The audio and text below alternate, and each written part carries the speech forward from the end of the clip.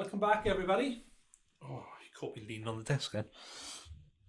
Thank you for joining us Got again. new stools in here. New students today. Like your new jacket. Oh, a new jacket. Like you. You do look like a bit of a teacher with the Oh, with the arm patches. For those that are listening, he's moving his left arm, right arm. Oh yeah. The ones who are watching can actually see what I'm wearing, but it's alright. It's nothing glamorous to wear.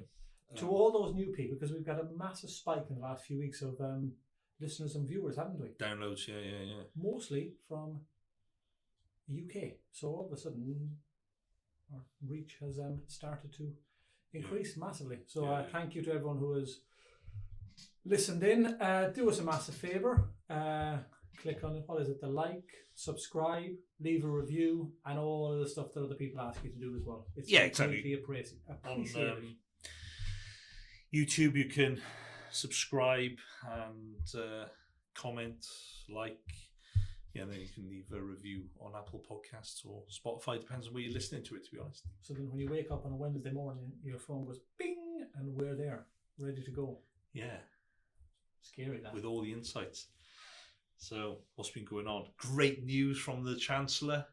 Guy, tell you what, they're really doing well, aren't they? Poor Chancellor has lost all respect. Oh, Rishi for must anything. be giggling in the background somewhere. He's counting his money, isn't he? Him and his lady wife. Probably gone off on a long holiday somewhere expensive. He can well afford it. Yeah, so the Chancellor's backtracked on his 45% tax, removing the 5% so that even the higher taxpayers at 150k plus are only paying, well, we're going to pay 40%, they're now gone back to 45. So I wonder what else he's going to roll back. Kind of lost all credibility now. Credibility is gone, and the bigger the group that shout the loudest get their way in. And I get it with all the crap that's gone on in the world in the last 4 or 5 days. It was inevitable that something had to give. Yeah. But it's you make a decision, and then a few days later, the world crashes and everyone looks at the short term again, and it's back to go back to the drawing board and change things. But it hasn't helped that the news, as we know it, has incorrectly used words or not used words to put fear in everyone. And by that, when they said the pensions markets were going to fall and collapse and all that, what they didn't do is just put in two words, either final salary or defined benefit. Yeah. And it would have made it easier. And we all know that they can't sustain for much longer anyways. So at some stage they are going to have to go, and they're getting flushed through the system as people get older. The amount of final salary or defined benefits are not there. So in a generation or two they'll all be gone. But they need to come on, Sky, BBC, and all that. That's your job. You need to use the correct wording so as not to frighten so many people. Yeah, but no one wants good news, do they? The news people don't want to put good news out. They're not going to put, there's not a happy news channel. Well, there probably is actually somewhere. I don't know where that is, but there probably is a thing called the Happy News channel. But the problem is good news doesn't sell papers. I know not a lot of people buy papers anymore, but good news doesn't sell papers. So they can't have the positive. And that's why it's called Negative Events World Service. So that's actually what news stands for. I don't know whether they realise that, but when they invented it, it stands for Negative Events World Service. There has to be something in the world, or local, that, I don't know, scared, frightened, whatever it is, people. But we had, Brexit, the negativity of leaving it. We've had COVID. We've had the Ukraine war. We've had inflation. We've had high interest rates. We've the pensions last week. What's this week going to bring? But Ukraine war, you keep going back. It's still going on. There's still people dying over there. But it's like, it's yesterday's news. Oh yeah, it's yesterday's news now. What did they say about yesterday's news is today's chip wrapper? Yeah, they used to be the old days. All that stuff is still going on. But people are.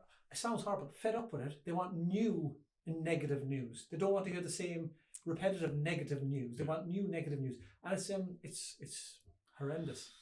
Yeah, I don't, as you know, I don't particularly watch the news, which actually does catch me out a couple of times because people will ask me something about it and I actually don't know the answer. But the reason I don't watch the news is because it is purely negative. Everything is cyclical. Bad times turn into good times turn into bad times. We are going through a period of,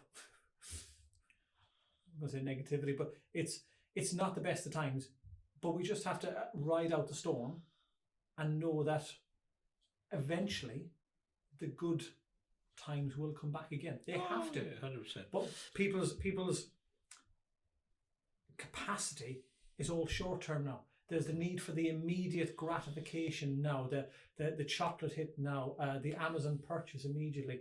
People need it here and now. They can't plan.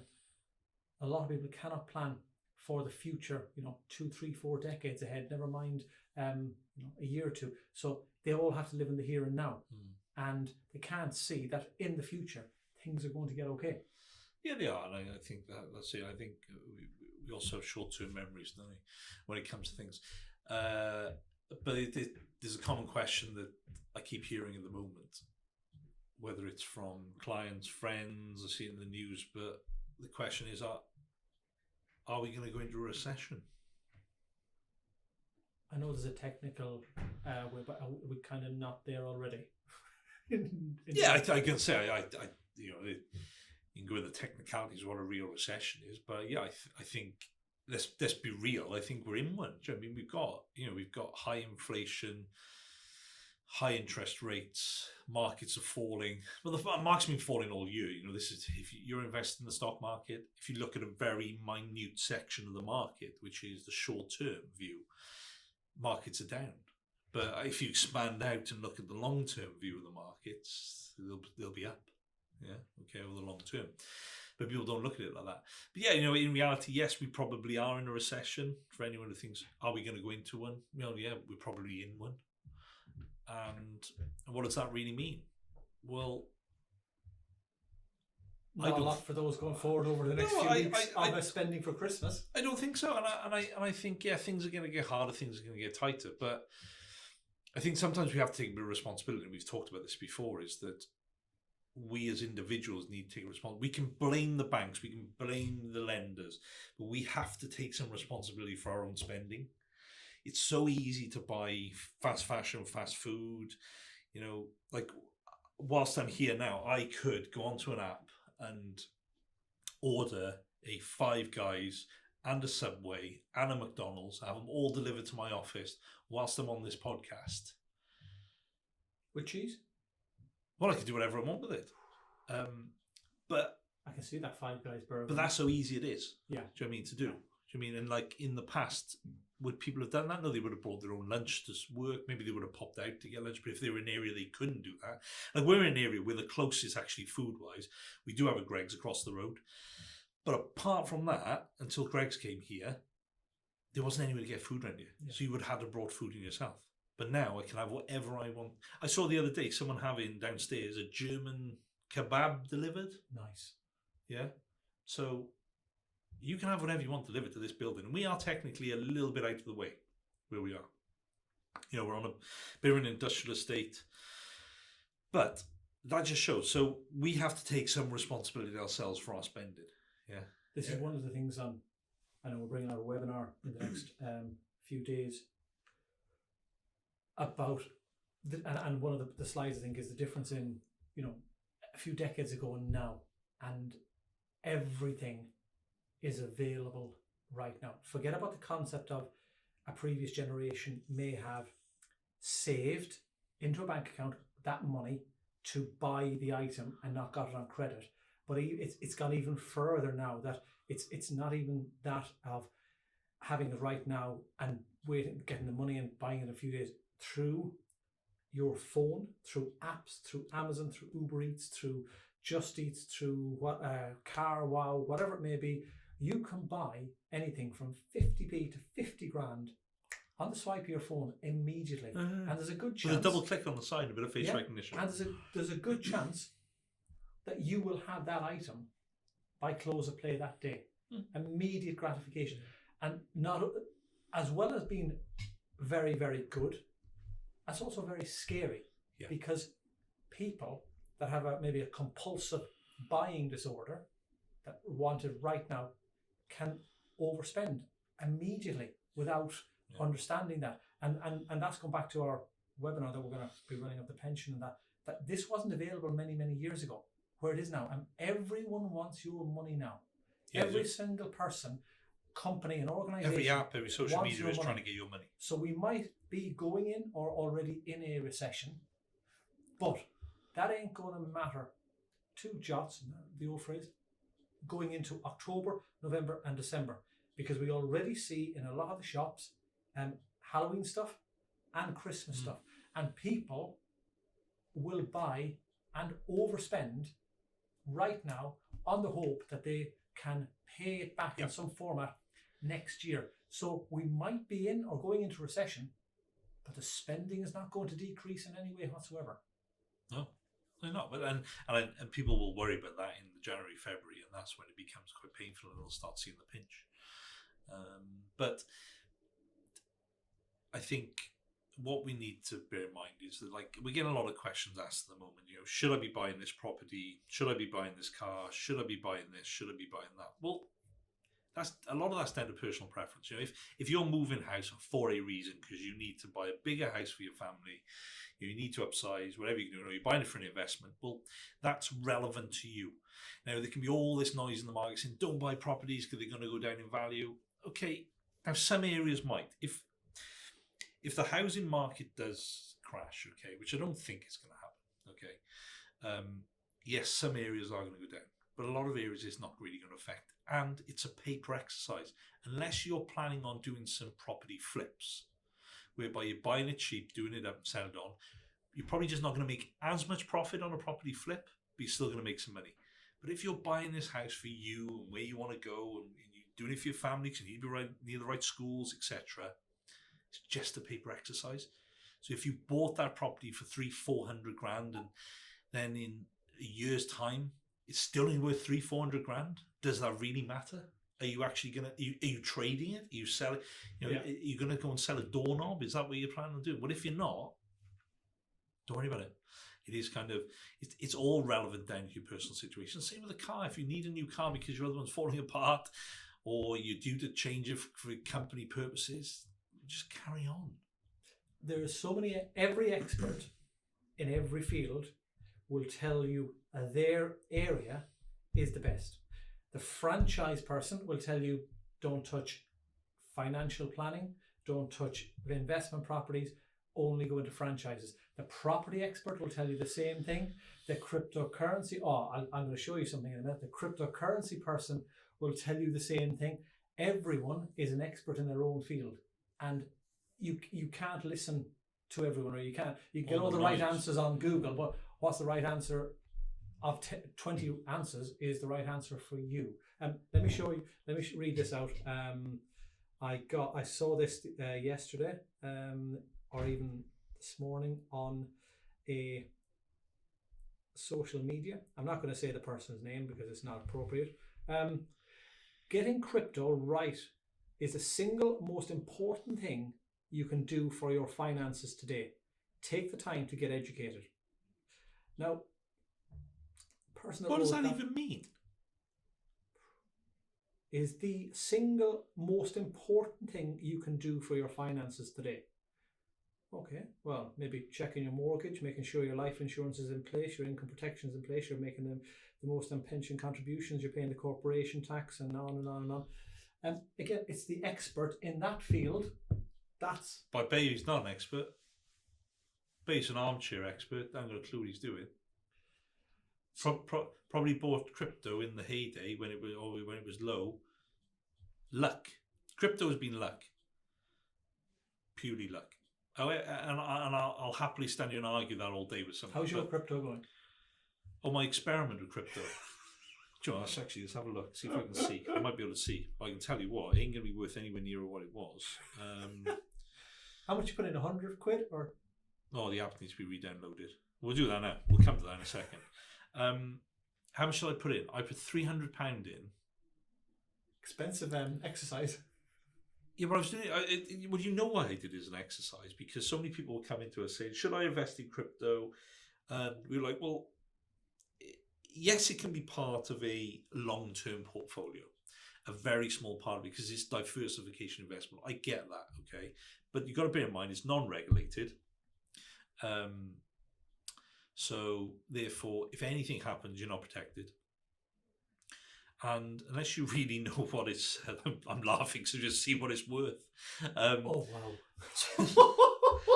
Wow, actually, yeah, let's. I'll tell you what. We'll put this on screen actually on the YouTube. I will wow. share this when I bought it. So I bought £300 worth of crypto in. No, actually, I don't know when it was. When did I buy it? I didn't buy 300. I bought by £300 of it about, I want to say 18 months ago, and my £300 peaked once at £372, but as of today, my £300 is worth £94.29. That's huge. Now I only did it as an experiment just to show the volatility over a short term, because the problem is when you come across a lot of these people in crypto, don't get me wrong, there's some good guys out there who've played the long game with it, and I know some who do that and have done it properly. They're going to hold it for the long term. Even when it was at its peak, when it was $62,000 or whatever it was, they still didn't cash in, and they're obviously down now because it's probably worth around about I think under $20,000 or £20,000, however you look at it. There's some good guys who kind of know what they're doing and have played the long game, been in for a long time.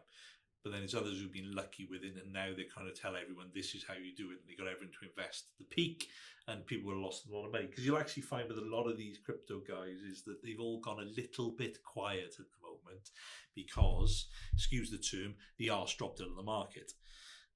But actually, let's have a look what crypto's worth today. While you're looking for that, I spoke to somebody we both know, and we played golf with this person. 19,000. We played golf with this person some time ago, and if you remember, the person said, I just want to get your opinion. I've just thrown in 10 grand into crypto. I remember it was on the second hole in a golf course in Cardiff, and we both went, what the are you doing? Get that money out. And he took it out immediately. And he said, I spoke to him the other day, and he said he's constantly looking, and it's down to about 3 grand. He also said, I'm doing a house up. It's gone over budget a bit, but skips and grabbers for the back garden said cost me over 10 grand. And with that, I went, well, isn't that a good thing? Because that's just all the crypto money that I saved you by taking it out. And he went, fair point. Yeah. So he invested. He inserted money into crypto. I don't think it's investing, and had no idea. And he said, on that second note, well, everyone else is talking about it and at it. I just thought I'd give it a go. 10 grand. Yeah. 10 grand that a person could not afford to lose. But yeah, like you say, it was all the rage back then. It doesn't seem to be now. It's a bit like toilet paper back in March or April 2020. It was all the rage. You were paying a shed load for it. You can sell it for whatever price you want. Yeah, and I kind of think that. So the reason I did that was an experiment to kind of show clients who wanted to try and play with it that, these are people who would probably struggle with a 10-15% drop in a regulated investment, but were happy to put something into a non-regulated investment that you know absolutely nothing about, apart from what they see online, not so much in the papers, which would have dropped 60 odd percent. I mean, which is huge. Yeah. If you think I've had a £200 drop, so you calculate that. So my £300, if you said that was 30,000. Yeah, that's when the numbers started. Yeah, or 300,000. So your 30,000 today would be worth 9,400. Yeah. Your 300,000 would be worth 94,000. It's life changing. And your 3 million would be worth 940,000. Yeah. So if we put that in perspective, that's what we're kind of talking about. But if you were in a regular investment, yes, regular investments down, they're probably down about 10% at the moment. Okay. So let's talk about that. So if you had £30,000 it'd be down to 27,000. If you had 300,000, it'd be down to 270,000. If you had 3 million, it'd be down to 2.7 million. People have the view that they see crypto, and so many people we've spoken to have said this, that it's just a bit of fun. So from that regard, and I know you've got one or two clients that have gone in and they've done well, they've used a small portion of the portfolio. I have no issue with cryptocurrencies as your plaything. So if you want to put 300 quid in, it's no different than going to the horses. I have absolutely no idea about a horse. I know it's got a front, a back and 4 legs. That's it. So if I go to Cheltenham with 200 quid, I'm coming home with 0. That's my gambling. So for me, I kind of look at crypto the same way. If you want to have a bit of fun and see it go up and down, do the same as the horses. Know what you can gamble. Know that if you lose it, it's not life changing. But if you win, it's not going to be life changing either. Yeah. It's a bit of fun. Yeah. So have your crypto if you want, but don't hang your hat on it. We're not saying, we do financial planning. We don't believe in one asset class. Have your buy-to-lets, have your rental income, have your pensions, have your GIAs, have your bonds, have your ISAs, have your cash. It's a diverse portfolio so that when something is going right, something else is going wrong, and you don't have the massive fall. So crypto, absolutely fine if you want a bit of fun, but you can't base your future planning on it, because as you see, it's so bloody volatile that a one-day fall by Elon Musk saying something can wipe a shed load off it. Yeah, and it's the other thing that people don't realise. So let's take crypto as an example, right? And we're not just beating up on that, but if my crypto was worth 100,000 today, £300 when I bought it, yeah, okay, and it drops 50%, yeah. So what's it worth then? £150, okay. What people don't realise is it doesn't have to go back up by 50% because you lost it to get yourself back to 300. Because 50% of 150 is 75, yeah. So it actually has to go back up 100%. So you've lost 50, but to actually get yourself back to square one, you've got to go up 100%. We've deviated a lot today from. So your actual money, you might have dropped 50, but to get you back to square one, I'm not a profit, I'm on a square one, your £150 or £150,000 in crypto to go back up to square one where it was at 300 is going to have to go up 100% growth. And it might, yeah. But then it can also go down further. Yeah, don't know when. So if it so it could also go another half. If it's the fun money, which actually is where mine's heading at the moment, is another half. If it's the fun money, good and well. Yeah. You just leave it alone. But if just leave it alone. As you say, if you've done your 300,000 in to buy the £600,000 home, you cannot gamble that money. And anyone out there who says they know how to make money on crypto by trying to time the market, it's just lying. And that's the honest truth. Because no one can time the market. No one's got a crystal ball. No one knows exactly what's going to happen with crypto, But okay, there's probably a bit of insider trading. There's no doubt that's what all Elon Musk did. Do you know what I mean? Like he knew that by doing what he was doing was going to actually help out some sort of other investment that he had to make money. Because he's not stupid. That guy is clever. Probably one of the cleverest people in the world, I'm inclined to say, when it comes to business and whatever he's kind of doing. But he would have had a motive behind what he did. Get back to recession. We know not to invest in crypto. But what should we do? You just keep doing what we're doing, and you just got to be kind of careful. And new good times will come. We'll get through this, and they will pass. And this is something that we say to business owners all the time, because what will happen when we hit a recession is people will stop spending on their ad spend, will stop marketing, will stop advertising. These are the times you've got to ramp it up. Yeah. So actually, you've got to think positive when you go into recession. Absolutely. What can I do to make things better for myself? Don't bury your head in the sand.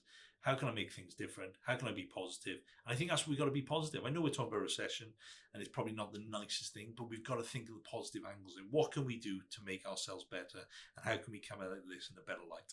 As you say, even as a business, you go to a small business, the small stalls and markets at Christmas are going to be up soon. You have to be very positive and go out, sell your items, because people will spend, and there's still money might be borrowed money around, and there will be a business. People's businesses will grow over the next 12 or 14 weeks, even though it's almost a negative thing. You're going in or are in a recession, but you're actually going to make money because it's going to be a false small term economy because it's Christmas, it's Halloween, it's all of these type of things. You started Christmas shopping yet? Nah. That's what the 24th of December's all about. I was out. Or 23rd. Right. We'll finish this in a positive note. I was out shopping on Saturday. Me and the boy were out doing our Saturday thing.